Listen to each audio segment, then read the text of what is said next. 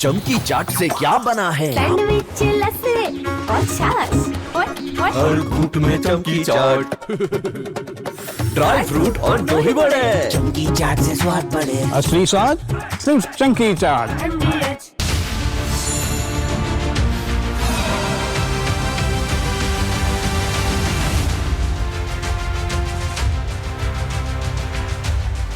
नमस्कार, आप देख रहे हैं राष्ट्र सर्वोपरि और मैं हूं आपके साथ सचिन दुबे। खबरों की शुरुआत करते हैं। सबसे पहले बात करेंगे रांची की। झारखंड की सिविल परीक्षाओं में धांधली के खिलाफ छात्रों का आंदोलन 16वें दिन भी जारी है। झारखंड की सरकार अभ्यर्थियों की मांग मानने के बजाय आंदोलन को दमनकारी हथियारों के दम पर कुचलना चाहती है, लेकिन छात्रों ने भी तय कर लिया है, अपने भविष्य के साथ खिलवाड़ नहीं होने देंगे। कल छात्रों का विधानसभा मार्च तय है, लेकिन मार्च से पहले ही सरकार बैकफुट पर आ गई है। जेपीएससी के 3 अधिकारियों ने राज्यपाल को अपना इस्तीफा सौंप दिया।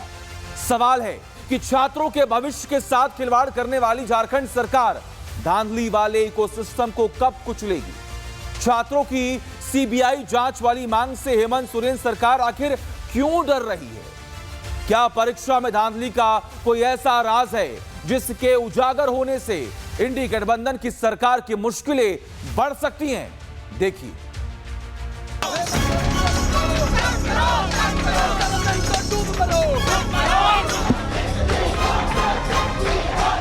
ये भूख हड़ताल जो हम लोग के जब तक हम लोग की मांगे पूरी नहीं होगी तब तक हम लोग की भूख हड़ताल ऐसे ही रहेगी। बहुत ही दुख होता है कि ऐसी सरकार कैसे आ जाती है जिसे ये भी नहीं पता कि हम उनके लोग हैं।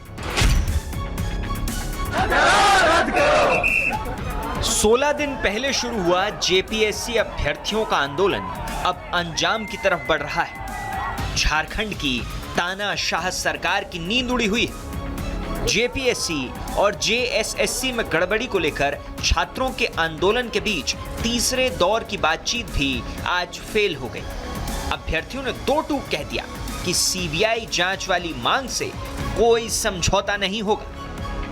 हम लोग की जो मांगे थी उसमें से 50% से अबव मांगों पर सरकार ने सहमति जताई है। सीजीएल में जो है सो सीबीआई जांच होनी चाहिए। इन पर जो है सो सरकार की कोई सहमति नहीं बनी है, तो सीजीएल पर हम सभी छात्र का जो विचार था कि इसमें सीबीआई जांच होना चाहिए, इस पर कोई सरकार की सहमति, लेकिन हम सभी छात्रों का यह डिमांड है कि उसमें सीबीआई जांच होनी चाहिए। अभ्यर्थियों के डेलीगेशन ने झारखंड सरकार के सामने 5 मांगे रखी। धांधली के चलते 14वीं जेपीएससी परीक्षा को रद्द किया जाए। परीक्षा धांधली की जांच सीआईडी के बजाय सीबीआई से कराई जाए। धांधली के चलते प्रभावित अभ्यर्थियों को उम्र सीमा में छूट दी जाए। भर्ती परीक्षाओं में धांधली कराने वाली एजेंसियों और पेपर लीक गिरोहों पर कड़ी कानूनी कार्रवाई की जाए। स्पष्ट परीक्षा कैलेंडर जारी कर सभी भर्तियों को बिना किसी देरी के समय पर पूरा किया जाए। लेकिन झारखंड की तानाशाह सरकार को छात्रों की यह मांग समझ नहीं आ रही। हमारी मांग है कि चूंकि यह परीक्षा प्रक्रिया दूषित है डीडीपीएल के द्वारा, तो डीडीपीएल के द्वारा जितनी भी परीक्षा है वो समस्त परीक्षाओं को रद्द किया जाना चाहिए। साथ ही साथ जेएसएससी सीजीएल की परीक्षा का सर का कहना है कि हम लोग एक रिटायर्ड जज के उसमें जो है कमिटी में हम लोग इसकी पूरी जांच विदिन 90 डेज हम लोग इसको कराना चाहते हैं। तो हम लोग का इस पे जो है सहमति नहीं बन पाया। मैं स्पष्ट रूप से कहूँ, हमारी मांग सीबीआई की है। हम लोगों ने ये भी बोला कि परीक्षा को रद्द करते हुए जो सीबीआई इंक्वायरी होनी चाहिए, जिस पे सहमति नहीं बन पाई है। झारखंड के अलग अलग जिलों से हजारों छात्र अपने हक के लिए विधानसभा की तरफ बढ़ रहे हैं। दूसरी तरफ आंदोलन को दमनकारी बंदूकों से कुचलने के लिए हेमंत सोरेन की पुलिस भी तैयार है। राजधानी रांची की सड़कों में पैलेट गन से तैनात सुरक्षा कर्मियों का उन्होंने डेपुटेशन किया। ये तस्वीरें हैं आज की, जिसमें पुलिसकर्मी पैलेट गन के साथ जो है वो रांची की सड़कों पर वो घूमते नजर आ रहे हैं। मुख्यमंत्री जी, क्या यहाँ SC ST OBC बच्चे जो ज्यादातर संख्या में धरने पर बैठे हैं उनको खौफ आप दिखा रहे हैं? अगर किसी भी तरीके से पैलेट गन या कोई बलपूर्वक आंदोलन को दबाने की कोशिश की गई तो हम इसका कड़ा विरोध करेंगे। हाथों में तिरंगा और आंखों में आंसू लेकर छात्रों ने विधानसभा की तरफ कूच कर दिया है। ये भीड़ किस तरह से यहाँ पर पहुंची, छात्रों को समर्थन दी, और यही जो लोग हैं लगभग 2 से 3 हज़ार की संख्या में अब कल के दिन भी अब देखिए आंदोलन में पहुंचेंगे। ये सभी लोग कल के दिन भी आंदोलन में आने वाले हैं। 200% कल के दिन भी ये लोग आएंगे, क्योंकि ये बच्चे खुद से आ रहे हैं, कोई इन्हें बुला नहीं रहा। तय माना जाए विधानसभा घेराव होगा छात्रों को अगर बात नहीं मानी गई तो? भैया 200% तय है। सवाल ये है कि आंदोलन को कुचलने की कोशिशों की जगह झारखंड की सरकार परीक्षा में धांधली वाले इकोसिस्टम को क्यों नहीं कुचलती? क्या अभ्यर्थियों के आंसू झारखंड की सरकार के लिए कोई मायने नहीं रखते? बहुत ही दुख होता है कि ऐसी सरकार कैसे आ जाती है जिसे ये भी नहीं पता कि हम उनके लोग हैं ना, फिर उनको सत्ता पे नहीं आ रहा है क्या? हम ही ना उनको बनाएंगे फिर से, तो हमें ही क्यों मारने पे वो तुले हुए हैं? ये बहुत गलत कर रहे हैं हमारे साथ। हमारी पीढ़ियाँ पढ़ी लिखी नहीं है, हमारी पीढ़ियाँ बहुत मुश्किल से पढ़ के आगे आई है, और अगर हमारे भाई बहन आगे नहीं आएंगे तो हम लोग कैसे आगे बढ़ेंगे? बहुत गलत कर रही है सरकार हमारे साथ। झारखंड की सरकार छात्रों से बातचीत का ड्रामा तो कर रही है, लेकिन समस्या का समाधान नहीं निकाल पा रही, क्योंकि झारखंड सरकार के गुलदस्ते में न्याय वाले फूल नहीं है, बल्कि धांधली वाले शूल हैं। चेहरा छुपाकर, कभी चेहरा बदलकर, कभी पर्दे के पीछे आकर के दिग्भ्रमित करने का काम करते। नौजवानों को यह संदेश देना चाहता हूं, मैं भी कोई बूढ़ा नहीं हूं साथियों, मैं भी आप ही लोगों के लगभग का स्थिति में हूं। आपकी भावनाएं, आपकी चिंताएं हमारी चिंताएं हैं। आपके साथ पारदर्शिता के साथ न्याय होगा, और न्याय होते हुए दिखाने का भी हम लोग काम करेंगे। विधानसभा के बाहर सुरक्षा बल तैनात कर दिया गया है। दमनकारी बंदूकें छात्रों के भीतर भय का बारूद भरने के लिए तैयार है। सबसे बड़ा सवाल यह है कि क्या 10 अगस्त झारखंड के इतिहास में बतौर दमनकारी दिन दर्ज हो जाएगा? मेरा मुद्दा जेपीएससी और जेट को रिलेटेड है। जेट जो कि झारखंड एलिजिबिलिटी टेस्ट करवाती है, 26 साल में केवल 2 ही बार एग्जाम कंडक्ट करवाई गई है, और वो भी उसकी भी आंसर की जो अभी हाई कोर्ट में चल रही है, सिर्फ आंसर की के लिए। छात्रों की मांग है, माताओं की मांग है, वो पूरा कीजिए। आप गार्जियन हैं, गार्जियन पूरा नहीं करेगा कौन करेगा? और नहीं मांग पूरा कीजिएगा तो आप इस्तीफा दीजिए।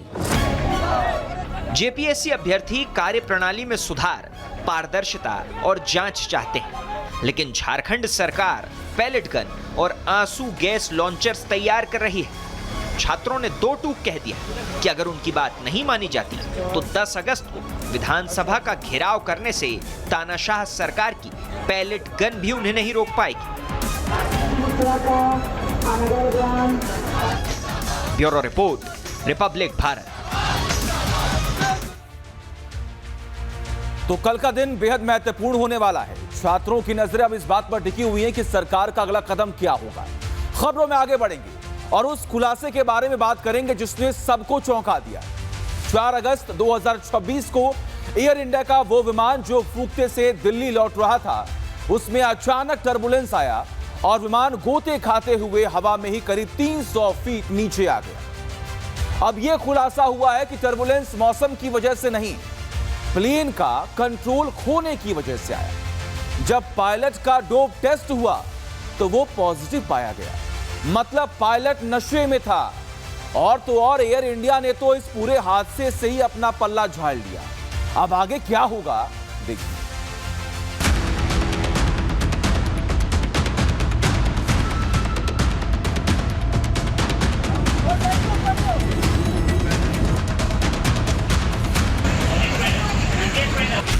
तारीख थी 4 अगस्त 2026। 137 पैसेंजर और 8 क्रू मेंबर के साथ एयर इंडिया का विमान AI-2379 फुकेत से दिल्ली लौट रहा था। उड़ान ओडिशा के आसपास हवा में क्रूजिंग एल्टीट्यूड पर थी। अचानक टर्बुलेंस आया और विमान गोते खाते हुए हवा में ही करीब 300 फीट नीचे आ गया। बड़े झटके के बाद फ्लाइट में हड़कंप मच गया। यात्रियों के दिलों की धड़कन तेज हो गई। 13 यात्री और 4 केबिन क्रू मेंबर घायल भी हो गए। पहली नजर में इसे क्लियर एयर टर्बुलेंस माना गया, लेकिन जब जांच हुई तो पूरी दुनिया के यात्रियों की टेंशन का लेवल 7वें आसमान पर पहुंच गया, क्योंकि शुरुआती जांच में फ्लाइट इन कमांड का साइकोएक्टिव पदार्थ का पहला टेस्ट पॉजिटिव आया है, यानी विमान का पायलट नशे में था।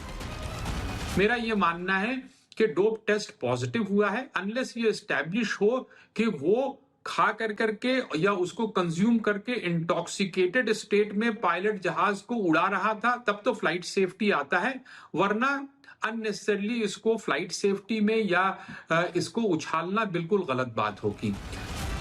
हमारे देश में नशे में बाइक या कार चलाना नशेड़ियों के लिए फैशन बना हुआ है। सड़क पर चलते हुए ऐसे लोग न तो अपनी जान की परवाह करते हैं, न ही दूसरे की।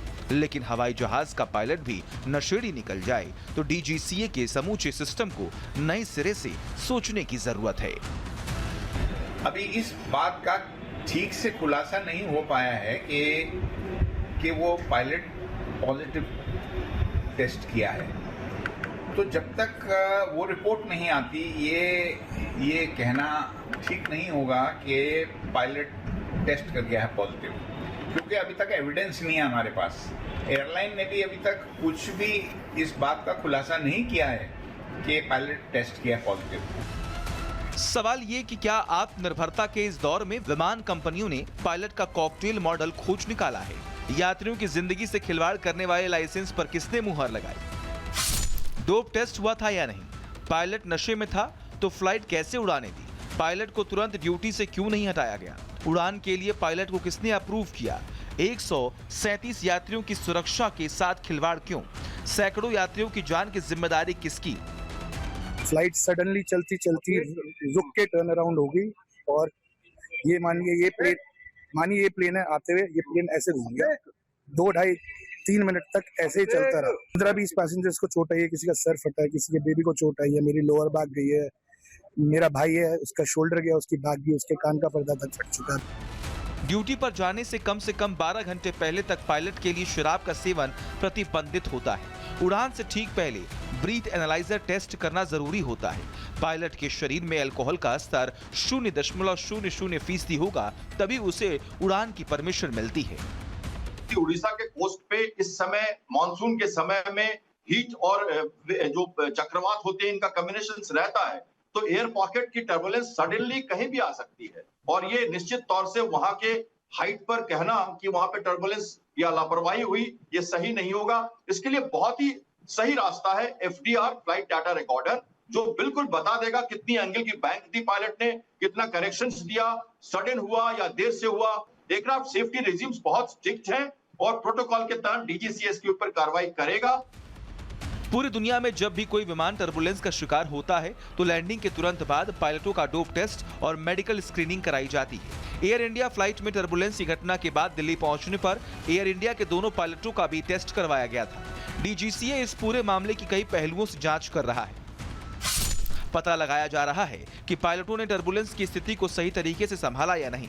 टर्बुलेंस मौसम की वजह से हुआ या किसी दूसरे कारण से। यह भी पता लगाया जा रहा है कि टर्बुलेंस के बाद विमान को दिल्ली तक ले जाना सही फैसला था या फिर उसे नजदीकी एयरपोर्ट पर उतारना चाहिए था। 137 यात्री और क्रू मेंबर्स की जान से खिलवाड़ करने वाले पायलट की जांच चल रही है। अगर सभी आरोप सही साबित हुए तो पायलट को रिहैबिलिटेशन सेंटर भेजा जा सकता है या फिर 3 साल तक के लिए पायलट का फ्लाइंग लाइसेंस भी सस्पेंड हो सकता है। लेकिन इस लापरवाही ने DGCA के पूरे तंत्र को एक्सपोज जरूर कर दिया है। Bureau report, Republic Bharat. अब देखिए, जिनपिंग की सल्तनत को बचाए रखने के लिए चीन की खुफिया एजेंसी दुनिया के हर शक्तिशाली देश की जासूसी करती है, हर देश के नागरिकों का डेटा चुराती है। चीन के गैजेट हो, मोबाइल हो या फिर कैमरे, सब कुछ जासूसी के हथियार है। लेकिन भारत में ड्रैगन के इन जासूसी हथियारों को मिट्टी में मिलाने की तैयारी शुरू हो चुकी है। चीन की जासूसी ब्रिगेड द्वारा भारत में बेचे गए मोबाइल अब मटिया मेट होने वाले हैं। कैसे, देखिए।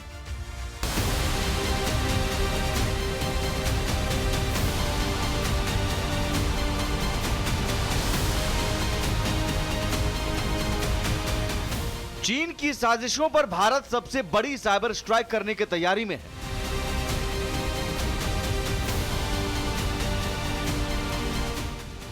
चीन की जासूसी वाली चाल पर गृह मंत्रालय का चाबुक चलने वाला है।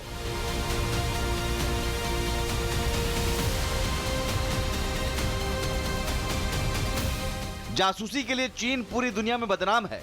सीसीटीवी कैमरे हो या फिर चीन के मोबाइल फोन, जिनपिंग की खुफिया एजेंसी के लिए जासूसी के हथियार हैं। अलग अलग देशों में चीन ने जासूसी के ये हथियार सेट किए हुए हैं। करोड़ों मोबाइल में सेंध लगाकर ड्रैगन के जासूस डाटा इकट्ठा कर रहे हैं। लेकिन भारत में अब चीन की जासूसी वाली चाल को गृह मंत्रालय चारों खाने चित करने की तैयारी में जुट गया है।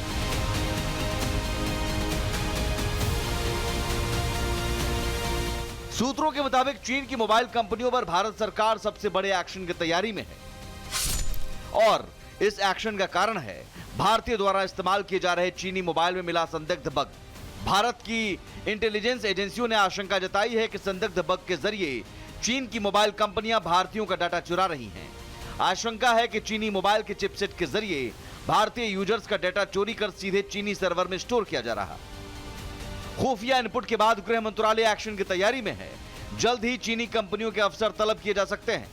सूत्रों के मुताबिक खुफिया एजेंसियों ने 5 पहलुओं पर चिंता जताई है। आईपी का कंट्रोल विदेश में होना, सॉफ्टवेयर का नियंत्रण विदेश से, रॉयल्टी और लाइसेंस फीस का पैसा विदेश जाना, चिपसेट का आयात और डिस्प्ले कैमरा मॉड्यूल का विदेश से आयात। भारत में हर साल लगभग 15 से 15.2 करोड़ स्मार्टफोन बेचे जाते हैं। इनमें से चीनी ब्रांड्स की कुल हिस्सेदारी 70% से 75% के बीच बताई जाती है। मतलब चीन भारत में हर साल अलग अलग कंपनियों के 10 करोड़ से ज्यादा मोबाइल बेचता है। यानी 10 करोड़ से ज्यादा भारतीयों का डाटा चीन के रडार पर है। सवाल यह है कि क्या चीनी सर्वर में 10 करोड़ से ज्यादा भारतीयों का डाटा स्टोर हो रहा है? अगर हां तो कैसे? दरअसल चीनी मोबाइल में प्री इंस्टॉल्ड एप्स और ब्लॉटवेयर होते हैं जो यूजर के कॉन्टैक्ट्स, लोकेशन, कैमरा और स्टोरेज का एक्सेस लेते हैं और डिटेल सीधे चीनी सर्वर पर भेज देते हैं। फोन में मौजूद चीनी ब्राउजर के जरिए यूजर की ब्राउजिंग हिस्ट्री, सर्च पैटर्न और IMEI नंबर को भी ट्रेस किया जाता है। तो सरकार की यह कार्रवाई राष्ट्रहित के लिए है। आने वाले वक्त में कोई भी अगर ऐसा सोचेगा तो उसके खिलाफ सरकार ऐसा ही एक्शन लेगी और एक नजीर पेश करेगी। राष्ट्र सर्वोपरि में मेरे साथ बस इतना ही। देखते रहिए रिपब्लिक भारत। प्यास बुझाए, ठंडक लाए, सबको भाए जीरा से। MTH का जलजीरा जीरा से। जीरा से असली रिफ्रेशिंग, असली स्वाद, असली मजा।